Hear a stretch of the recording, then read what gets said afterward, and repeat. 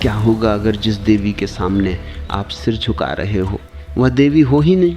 क्या होगा अगर चमकदार मंदिर, मंत्रों की गूंज, धूप की सुगंध और भक्ति के भव्य माहौल के पीछे एक ऐसी शक्ति छुपी हो जो आपकी शांति नहीं बल्कि आपकी जीवन ऊर्जा चूसने आई हो?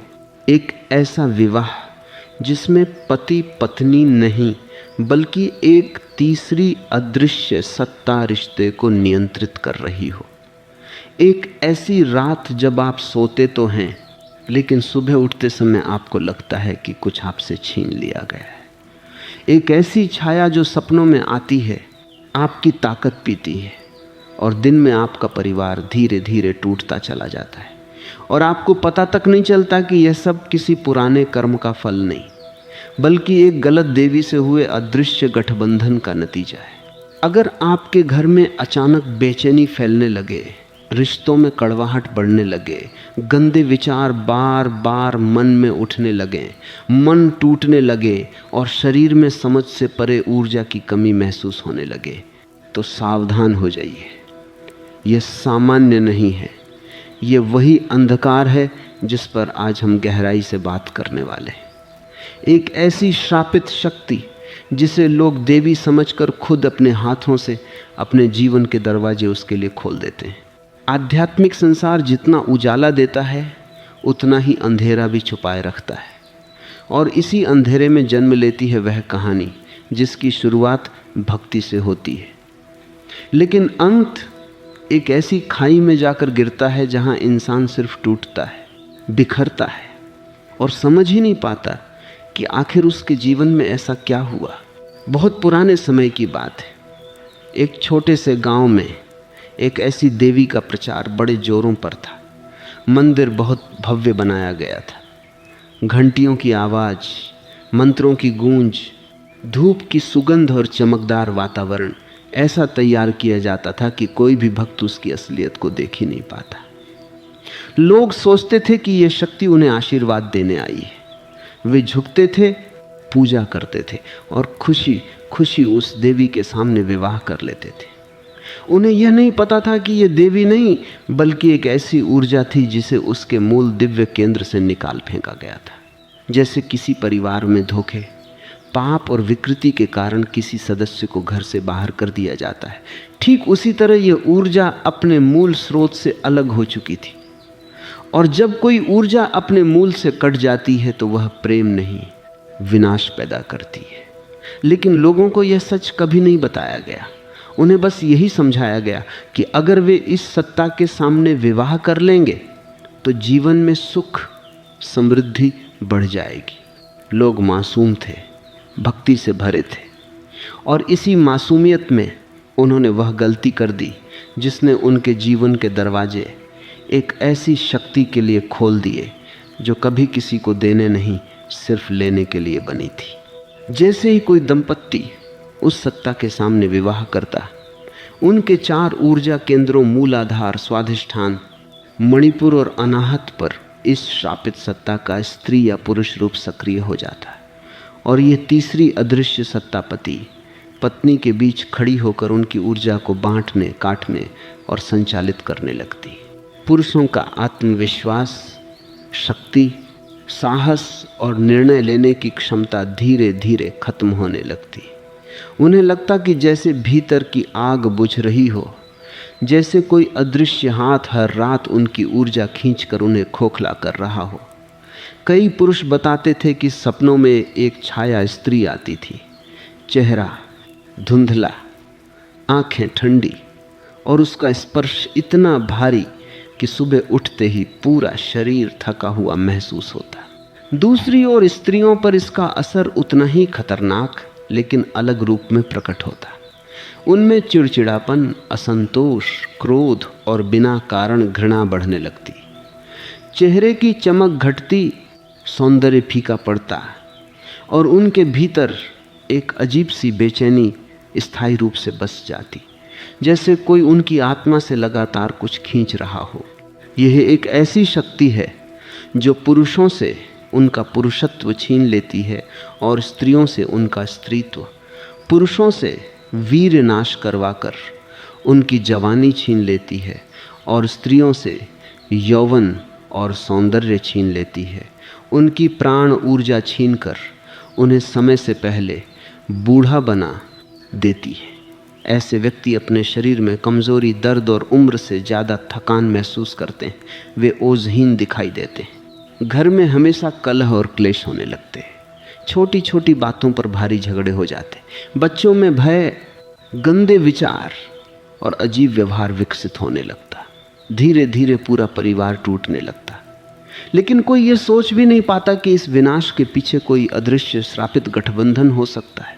लोग डॉक्टरों के पास जाते, झाड़ फूंक कराते, मंदिरों में मन्नतें मांगते, लेकिन उनका जीवन फिर भी नहीं सुधरता, क्योंकि समस्या उनके कर्मों में नहीं बल्कि उस गलत गठबंधन में थी जो उन्होंने भक्ति की आड़ में कर लिया था। जब हालात चरम पर पहुंच गए तब कुछ महान साधकों ने ध्यान और शक्ति साधना के माध्यम से इस ऊर्जा की जड़ को समझा।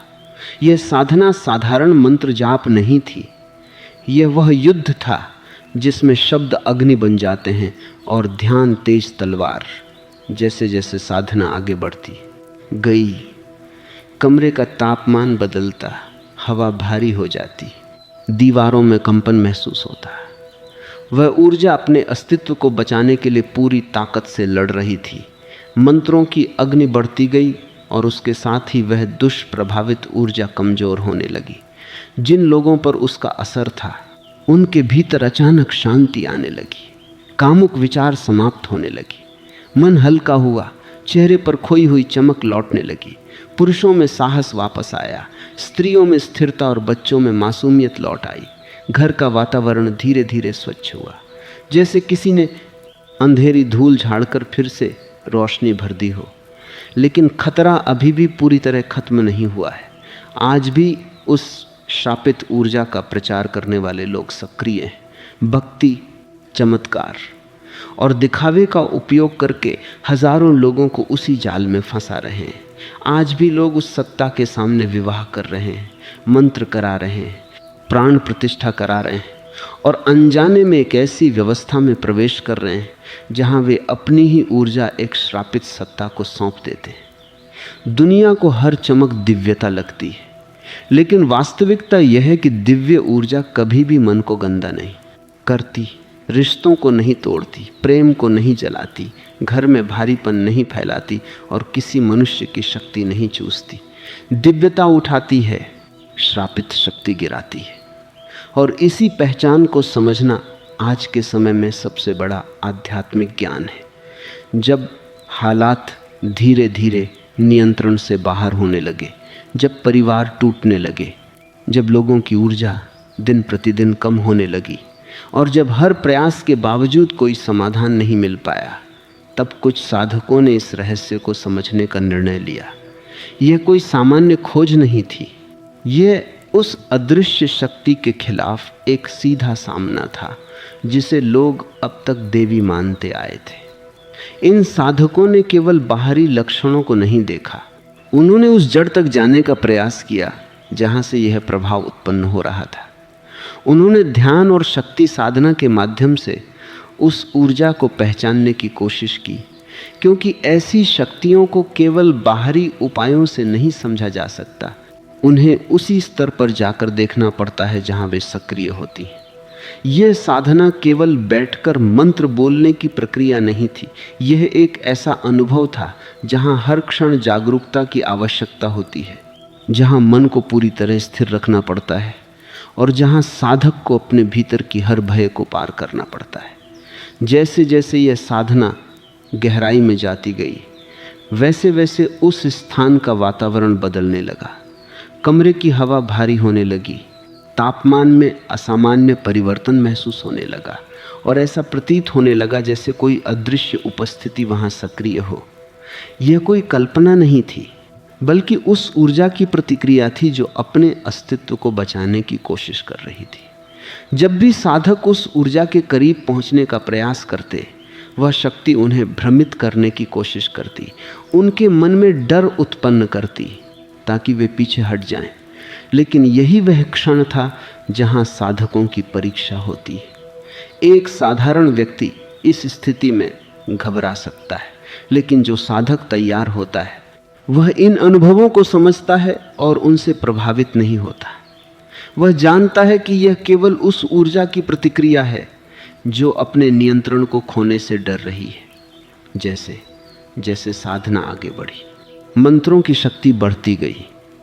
यहाँ मंत्र केवल शब्द नहीं थे, वे एक प्रकार की ऊर्जा बन चुके थे, एक ऐसी अग्नि जो उस नकारात्मक प्रभाव को धीरे धीरे कमज़ोर कर रही थी। हर उच्चारण के साथ वातावरण में एक कंपन उत्पन्न होता और उसी के साथ वह दुष्प्रभावित ऊर्जा पीछे हटने लगती। ये एक ऐसा संघर्ष था जिसे आंखों से नहीं देखा जा सकता, लेकिन जिसे हर साधक अपने भीतर महसूस कर रहा था। इस प्रक्रिया के दौरान कई लोगों पर इसका सीधा प्रभाव दिखाई देने लगा। जिन लोगों पर उस शक्ति का प्रभाव था, उनके भीतर अचानक परिवर्तन होने लगा। उनके मन में जो भारीपन था वह धीरे धीरे कम होने लगा। वे जो लगातार थकान महसूस करते थे वह कम होने लगी। उनके विचार जो पहले अस्थिर और विचलित थे वे धीरे धीरे शांत होने लगे। सबसे महत्वपूर्ण परिवर्तन यह था कि उनके भीतर जो अनियंत्रित विचार उत्पन्न होते थे वे धीरे धीरे समाप्त होने लगे। जो बेचैनी पहले हर समय बनी रहती थी वह कम होने लगी। ऐसा प्रतीत हुआ जैसे किसी ने उनके मन से एक भारी बोझ हटा दिया हो। पुरुषों में जो कमजोरी आ गई थी, जो आत्मविश्वास धीरे धीरे समाप्त हो रहा था, वह फिर से लौटने लगा। उनकी ऊर्जा में वृद्धि होने लगी, उनका साहस वापस आने लगा और वे फिर से अपने निर्णय स्पष्टता के साथ लेने लगे।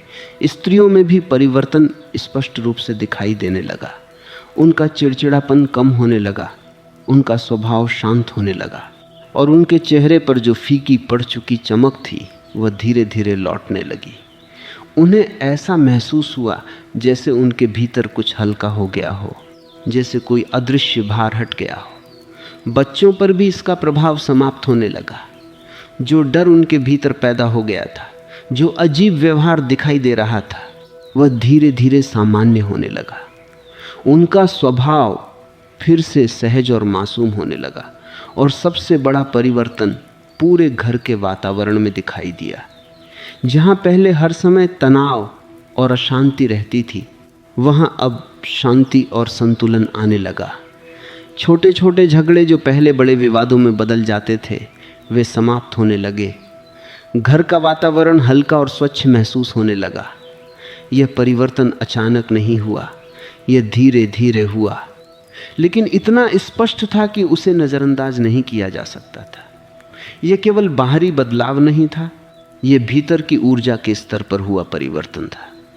लेकिन यहाँ एक और महत्वपूर्ण बात समझनी आवश्यक है।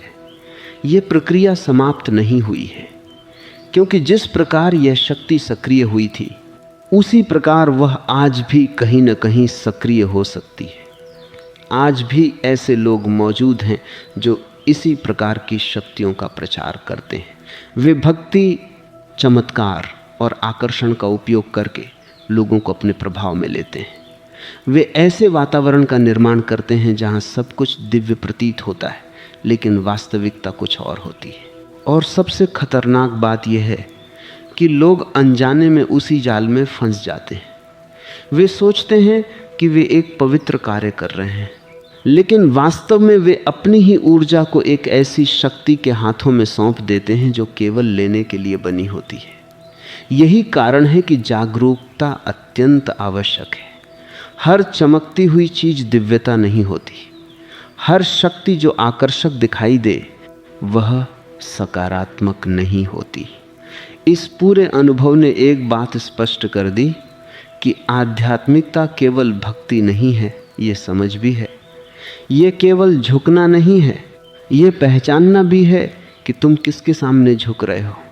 यहीं से वो सच्चाई सामने आती है जिसे अधिकतर लोग समझ नहीं पाते। जब उन साधकों ने उस ऊर्जा के प्रभाव को कम कर दिया, जब धीरे धीरे लोगों के जीवन में सुधार आने लगा, तब यह स्पष्ट हो गया कि समस्या किसी व्यक्ति के कर्मों में नहीं थी, बल्कि उस गलत आध्यात्मिक जुड़ाव में थी जो उन्होंने अनजाने में स्वीकार कर लिया था। लेकिन इसका यह अर्थ नहीं है कि खतरा पूरी तरह समाप्त हो चुका है। सच्चाई यह है कि आज भी यह शक्ति पूरी तरह खत्म नहीं हुई है। आज भी ऐसे लोग मौजूद हैं जो इसी प्रकार की ऊर्जाओं का प्रचार कर रहे हैं। वे भक्ति का उपयोग करते हैं, चमत्कारों की कहानियाँ सुनाते हैं और एक ऐसा वातावरण बनाते हैं जहाँ सब कुछ पवित्र और दिव्य प्रतीत होता है। लेकिन वास्तविकता इसके ठीक विपरीत हो सकती है। लोग आज भी उसी प्रकार से आकर्षित हो रहे हैं, वे उसी प्रकार से विश्वास कर रहे हैं, वे उसी प्रकार से उन स्थानों पर जा रहे हैं जहां उन्हें लगता है कि उन्हें आशीर्वाद मिलेगा। और कई बार वे बिना समझे ही ऐसे अनुष्ठान कर लेते हैं, ऐसे संबंध बना लेते हैं जो उनके जीवन पर गहरा प्रभाव डाल सकते हैं। कई लोग उस सत्ता के सामने विवाह कर रहे हैं, कुछ लोग विशेष अनुष्ठान करवा रहे हैं, कुछ लोग प्राण प्रतिष्ठा जैसी प्रक्रियाओं में शामिल हो रहे हैं और उन्हें ये समझ ही नहीं आता कि वे वास्तव में किस शक्ति के साथ जुड़ रहे हैं। उन्हें लगता है कि वे एक पवित्र कार्य कर रहे हैं, लेकिन वास्तव में वे एक ऐसे अदृश्य समझौते में प्रवेश कर रहे होते हैं जहां उनकी अपनी जीवन ऊर्जा दांव पर लग जाती है। यही इस पूरी कहानी का सबसे खतरनाक पहलू है, क्योंकि यह सब खुले रूप में नहीं होता, यह सब भक्ति और आस्था के आवरण में छिपा होता है। और जब कोई चीज़ आस्था के रूप में सामने आती है तो लोग उस पर प्रश्न नहीं करते, वे उसे स्वीकार कर लेते हैं। अब यहाँ एक बहुत महत्वपूर्ण बात समझनी होगी। हर वह चीज़ जो चमकती है वह दिव्य नहीं होती। हर वह स्थान जहाँ मंत्रों की ध्वनि हो वह पवित्र नहीं होता। हर वह शक्ति जिसके सामने लोग झुकते हैं वह सही नहीं होती। दिव्यता की एक स्पष्ट पहचान होती। सच्ची दिव्य ऊर्जा कभी भी मन को अशांत नहीं करती, वह कभी भी तुम्हारे विचारों को गंदा नहीं बनाती, वह कभी भी रिश्तों को तोड़ती नहीं है, वह कभी भी घर में भारीपन पैदा नहीं करती, और सबसे महत्वपूर्ण, वह कभी भी तुम्हारी ऊर्जा को कम नहीं करती। इसके विपरीत जो शक्ति तुम्हें धीरे धीरे कमज़ोर कर रही है, जो तुम्हारे मन में नकारात्मक विचार उत्पन्न कर रही है, जो तुम्हारे रिश्तों में दूरी पैदा कर रही है, जो तुम्हारी ऊर्जा को कम कर रही है, वह दिव्य नहीं हो सकती। यही पहचान सबसे महत्वपूर्ण है, क्योंकि जब तक तुम ये अंतर नहीं समझोगे तब तक तुम बार बार उसी जाल में फंसते रहोगे। अब यदि तुम्हारे जीवन में अचानक कुछ बदलाव दिखाई देने लगे, जैसे बिना कारण बेचैनी बढ़ना, मन में गंदे या अनियंत्रित विचार आना, रिश्तों में कड़वाहट बढ़ना, ऊर्जा का लगातार कम होना, या सपनों में कोई अजीब छाया दिखाई देना, तो इसे हल्के में मत लो। ये केवल सामान्य स्थिति नहीं हो सकती। ये संकेत हो सकता है कि कहीं ना कहीं तुमने किसी ऐसी शक्ति से जुड़ाव बना लिया है जो तुम्हारे लिए सही नहीं है। इसका अर्थ ये नहीं है कि हर समस्या का कारण यही है, लेकिन इसका अर्थ ये ज़रूर है कि हर चीज़ को समझे बिना स्वीकार नहीं करना चाहिए। अब इस पूरी बात का अंतिम सार समझो। सच्ची साधना वही है जो तुम्हें भीतर से मजबूत बनाए, जो तुम्हारे मन को शांत करे, जो तुम्हारे विचारों को स्पष्ट बनाए, जो तुम्हारे रिश्तों में प्रेम लाए, और जो तुम्हारे घर में संतुलन और शांति स्थापित करे। अगर कोई भी साधना, कोई भी शक्ति या कोई भी स्थान तुम्हें इन सब के विपरीत अनुभव दे रहा है, तो वहाँ रुककर सोचने की आवश्यकता है, क्योंकि आध्यात्मिकता का अर्थ केवल विश्वास नहीं है, समझ भी है, केवल झुकना नहीं है, पहचानना भी है। और यही इस पूरी कहानी का संदेश है। तुम्हें हर उस शक्ति को पहचानना सीखना होगा जो तुम्हारे जीवन में प्रवेश करती है। तुम्हें यह समझना होगा कि तुम किसके सामने झुक रहे हो और क्यों झुक रहे हो, क्योंकि अंत में यह निर्णय तुम्हारा ही होता है। या तो तुम जागरूक होकर अपने जीवन को सुरक्षित रख सकते हो, या फिर अज्ञान में वही गलती दोहरा सकते हो जो कई लोग पहले कर चुके हैं।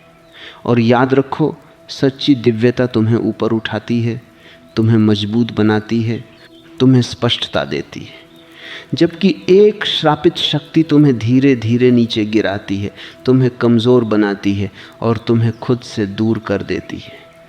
इसीलिए जागरूक रहो, समझ के साथ आगे बढ़ो और हर उस चीज़ को पहचानो जो तुम्हारे जीवन में प्रवेश कर रही है।